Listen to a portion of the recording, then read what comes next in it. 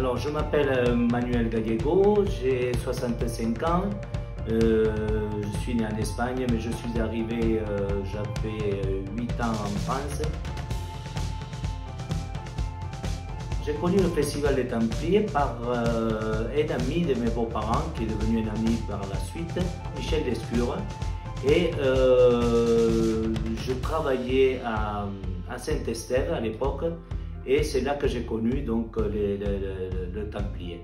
Et il me dit, un jour, il me dit, quand tu seras à la retraite, ne crois pas que tu vas te passer les après-midi sur le canapé. Il nous faut des bénévoles. Donc voilà comment je suis rentré comme bénévole après la retraite au Templier. Je suis bénévole depuis 5 ans. Mon premier poste de bénévole, c'était au CAD. Je voulais bouger, je me sens en forme. Et quand Michel Lescure m'a présenté à Odile et Gilles, j'étais à l'essai au CAD pendant 1 an. Et l'année d'après, ils m'ont mis dans l'équipe. J'étais au ravitaillement, je remplissais les gourdes des coureurs, je donnais à manger. On fait de tout, il faut savoir faire de tout avec le bénévolat. Parce qu'il faut des bénévoles. Sans les bénévoles, ces courses-là ne pourraient pas exister parce qu'il faut tellement de petites mains que ça n'aurait pas lieu. C'est pas possible d'avoir 1200 ou 1300 employés dans une épreuve comme ça. Donc moi, ça me fait du bien. C'est devenu une famille maintenant, puisque depuis que j'y suis, c'est toujours les mêmes qui sommes là. On est devenus des amis et on m'a mis, moi, les dernières années, avec Marine, on s'occupe de tout ce qui est logistique pour les ravitaillements des autres postes. Nous, on se prépare déjà un bon mois en avance, ou même plus, puisqu'on a les réunions avec Odile et Gilles. Donc c'est bien 2 mois ou 2 mois et demi en avance.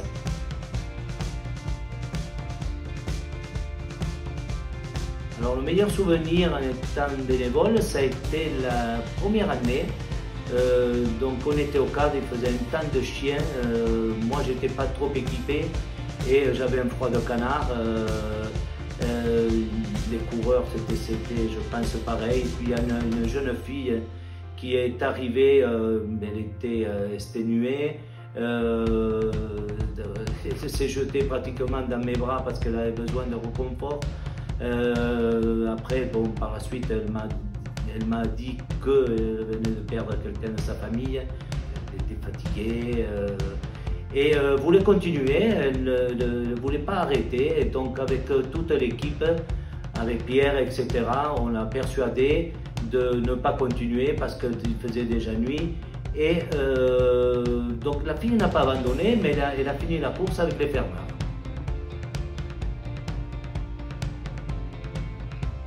Le pire souvenir, c'est celui de 2019, quand il y a eu ce fameux dimanche qui a eu cette tempête et qu'il a fallu annuler. Donc ça a été avec un gros pincement au cœur que la direction a pris cette décision-là, que je pense que ça a été la meilleure, parce qu'avant tout c'est la sécurité des bénévoles et des coureurs.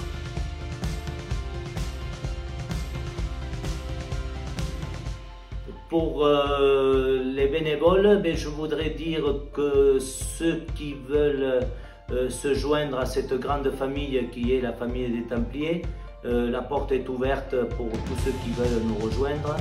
On se fait des amis et on est super bien. Bon, il faut travailler parce que c'est pas